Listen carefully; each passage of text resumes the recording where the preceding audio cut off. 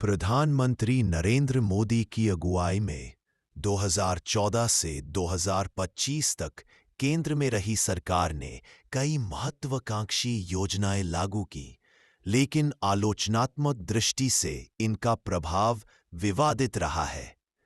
इस video script में हम अर्थव्यवस्था, रोजगार, कृषि, स्वास्थ्य, शिक्षा और सामाजिक क्षेत्रों में इन नीतियों के तथ्य एवं आंकड़ों पर आधारित नकारात्मक परिणामों पर चर्चा करेंगे। आर्थिक संकट और विकास में गिरावट। नवंबर 2016 में मोदी सरकार द्वारा अचानक नोटबंदी लागू की गई, जिसमें 500 रुपए और 1000 रुपए के पुराने नोट बंद कर दिए गए। सरकार का दावा था कि इससे काले धन पर अंकुश लगेगा, पर असलियत में आर्थिक गतिविधियों को भारी झटका लगा। शोध CEPR के अनुसार नोटबंदी के बाद आर्थिक गतिविधियां सिकुड़ गई और 2016 की चौथी तिमाही में वास्तविक GDP वृद्धि अनुमानित दर से करीब 2% अंक तक कम हो गई।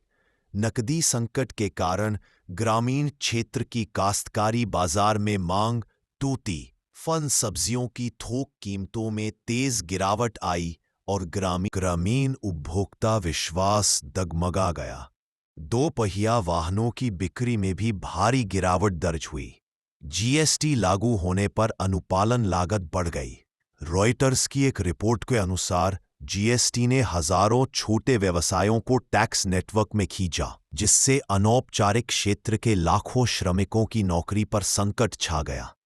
कई छोटे उद्यम GST की जटिलताओं के चलते बंद हो गए या कर्मचारियों को निकालने लगे। वास्तव में रोजगार पैदा करने की गति गिर गई। सरकार के आंकड़ों के अनुसार 2017-18 से 23-24 में बेरोजगारी दर गिरकर 3.2% रह गई, लेकिन स्वतंत्र शोध संस्थान CMI इसे 8% से अधिक बताता है। मार्च 2020 के तंग लॉकडाउन ने अर्थव्यवस्था पर और भार डाल दिया। लगभग 140 मिलियन प्रवासी मजदूर काम से वंचित हो गए और शहरों से गांव भेजा जाने वाला करीब $30 बिलियन, लगभग 2.4 लाख करोड़ का धन प्रवाह रुक गया। लॉकडाउन के कारण ग्रामीण अर्थव्यवस्था व उससे जुड़ी आमदनी भी क्षीण हुई। जल्दबाजी में लिए गए इन कदमों के चलते आर्थिक विकास सुस्त रहा। जनवरी 2020 में GDP वृद्धि मात्र 6-4% रहने का अनुमान है, जो पिछले 4 वर्षों में सबसे धीमी दर है। इन तथ्यों से स्पष्ट है कि नोटबंदी, GST व लॉकडाउन जैसी नीतियों ने अल्पावधि में आर्थिक विकास को बाधित किया। रोजगार संकट। सरकार की तीव्र आर्थिक वृद्धि के बावजूद देश में रोजगार सृजन काफी धीमा रहा। रॉयटर्स सर्वे के अनुसार 2019 के लगभग 7.4% आर्थिक वृद्धि के बावजूद विकास ने युवाओं के लिए पर्याप्त नौकरियां नहीं दी। उन्होंने आगे बताया कि सरकारी बेरोजगारी दर 5.6% की तुलना में वास्तविक बेरोजगारी लगभग दोगुनी, करीब 10% हो सकती है। RBI के पूर्व गवर्नर सुब्बा राव समेत विशेषज्ञ भी इस बात की ओर इशारा करते हैं कि भारत में वास्तविक नौकरशाही समस्या है, जो सरकारी आंकड़ों में झलकती नहीं। वास्तव में श्रम गहन उद्योगों में रोजगार के अवसर घट रहे हैं। उदाहरण के लिए GST लागू होने के बाद देश के 8 प्रमुख श्रम गहन क्षेत्रों में महज 2000 नौकरियां बनी, जो उससे पहले के 2 वर्षों की तुलना में 5 गुना कम है। केंद्रीय सरकार के आंकड़ों के विपरीत स्वतंत्र डेटा CMIE देखता है कि 2023-24 में बेरोजगारी दर लगभग 8% रही। इन सभी संकेतों से स्पष्ट है कि मोदी सरकार के कार्यकाल में रोजगार सृजन अपेक्षित स्तर से कम रहा और युवा वर्ग में असंतोष बढ़ा है। कृषि क्षेत्र में हालत भी चिंताजनक रही। इस संस्थान TISS के प्रोफेसर रमा कुमार के अध्ययन में पाया गया कि 2014-24 के दशक में कृषि उत्पाद की कीमतों की वृद्धि लागत से भी कम रही, जिससे किसानों की लाभप्रदता और वास्तविक आय गिर गई। 2014 और 2019 के चुनाव में किसान आय दोगुनी करने के वादे काफी चर्चा में थे, लेकिन वह लक्ष्य पूरा नहीं हुआ।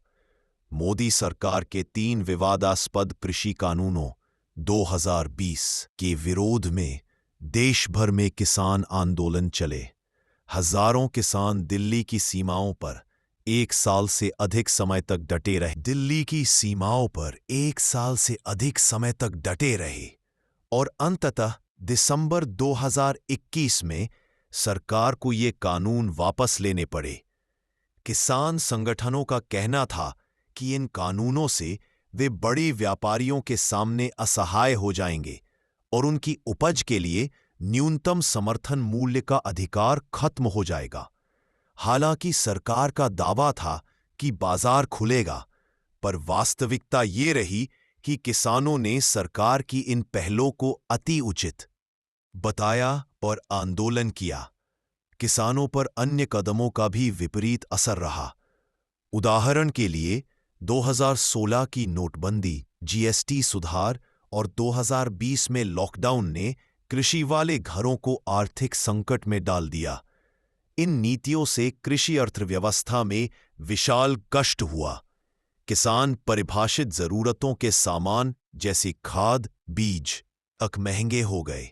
इन सभी कारकों ने कृषकों की निराशा बढ़ाई और लंबे समय तक चले आंदोलनों में ये विरोध स्वाभाविक था। किसानों की लामबंदी और विरोध ने मोदी सरकार की कृषि नीतियों की असफलता को उजागर किया। स्वास्थ्य व्यवस्था पर असर। स्वास्थ्य क्षेत्र में गहरा संकट खड़ा किया। अप्रैल 2021 की दूसरी लहर में भारत ने दैनिक 3.6 लाख से अधिक नए मामले और करीब 3,856 मौतें दर्ज की। न्यायिक आयोग आईसीजे ने कहा है कि सरकार ने दूसरी लहर की तैयारी नहीं की, जिसके कारण रोजाना 1,500-3,000 लोगों की मौत हुई। कई अस्पतालों में बेड और ऑक्सीजन की भारी किल्लत रही।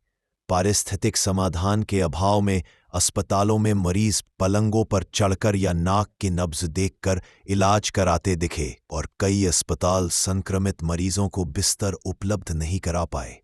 इन परिस्थितियों ने सामान्य जनता को परेशान किया। विदेश चिकित्सकीय विमर्श के अनुसार भारत की सार्वजनिक स्वास्थ्य व्यवस्था महामारी की चुनौतियों से निपटने के लिए अपर्याप्त साबित हुई। संक्रमण और मृत्यु दर रिकॉर्ड स्तर पर पहुंच गई। इन घटनाओं ने स्पष्ट किया कि स्वास्थ्य में धीमी तैयारी और अपर्याप्त संसाधनों ने जनजीवन पर भारी प्रभाव डाला है। शिक्षा क्षेत्र में कोविड-19 ने डिजिटल विभाजन को गहरा कर दिया। विश्व आर्थिक फोरम के अनुसार भारत में 320 मिलियन से अधिक छात्र छात्राओं की कक्षाएं बंद हो गई और उन्हें ऑनलाइन शिक्षा पर निर्भर होना पड़ा। पर ग्रामीण इलाकों में केवल 15% घरों में ही इंटरनेट की सुविधा थी, जबकि शहरी में यह 42% थी। नतीजतन गांवों के कई गरीब छात्र ऑनलाइन पढ़ाई से पूरी तरह वंचित रह गए। दरअसल 2017-18 के एनएसएसओ के आंकड़े बताते हैं कि महामारी से पहले ही भारत में 32 मिलियन बच्चे स्कूल से बाहर थे, जिनमें अधिकांश दलित, आदिवासी या पिछड़ी जातियों के थे। इन विसंगतियों की वजह से शिक्षा में अभाव और बढ़ा।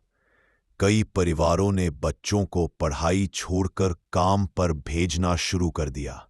मिसाल के तौर पर महाराष्ट्र के एक गांव में देखिए कैसे एक बच्ची मोबाइल ना होने के कारण स्कूल के बाहर बैठकर लाउडस्पीकर पर पढ़ाई सुन रही है। महामारी के बाद भी जब तक डिजिटल संपर्क समावेशी नहीं होता, तालीम की खाई पाटना मुश्किल रहेगा। सामाजिक रूप से भी कई तनाव उत्पन्न हुए। फ्रीडम हाउस रिपोर्ट बताती है कि मोदी सरकार के कार्यकाल में अल्पसंख्यकों, विशेषकर मुसलमानों के खिलाफ नीतियां बढ़ीं और पत्रकारों, मानवाधिकार कार्यकर्ताओं व आलोचकों पर दमन हुआ। 2019 में पास हुए नागरिकता संशोधन कानून (CAA) ने देश में धार्मिक आधारित तनाव बढ़ाया। हिंदुओं और मुसलमानों के बीच इस कानून को लेकर देश भर में बड़े पैमाने पर विरोध प्रदर्शन हुए, जिनमें कम से कम 25 लोगों की जानें गईं। विरोधी दलों एवं समाजविदों का आरोप था कि सरकार धार्मिक आधार पर विभाजन कर रही है और सोशल मीडिया पर असहमति दबाई जा रही है। इन घटनाओं से सामाजिक सौहार्द बिगड़ा और एक अनिश्चयपूर्ण माहौल बना।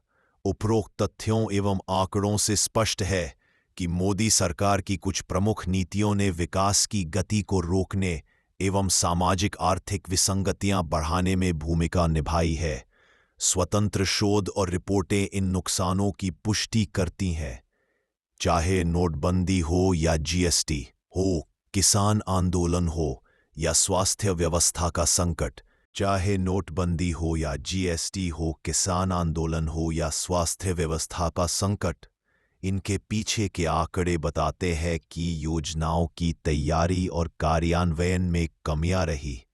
यह आलोचनात्मक लेकिन तथ्यात्मक विश्लेषण बताता है कि विकास दर के बावजूद रोजगार, कृषि व सामाजिक ताने बाने को सहारा देने में सरकार की सफलता मिश्रित रही है।